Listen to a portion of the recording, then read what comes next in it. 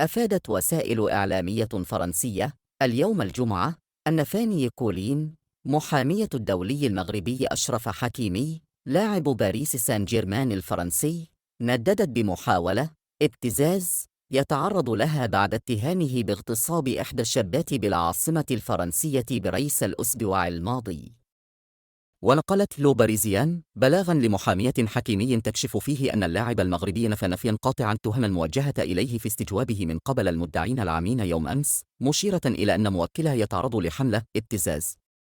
وقالت كولين إن المبلغة عن الاغتصاب رفضت تقديم شكوى، أيضاً الخضوع للفحوصات الطبية والنفسية، إلى جانب رفضها مواجهة حكيمي على الرغم من أن النيابة العامة لا يمكنها أن تعتمد فقط على أقوال طرف واحد، مبرزة أن الوثائق التي بين يدي للشرطة القضائية تكدي أن موكلها يتعرض إلى محاولة ابتزاز.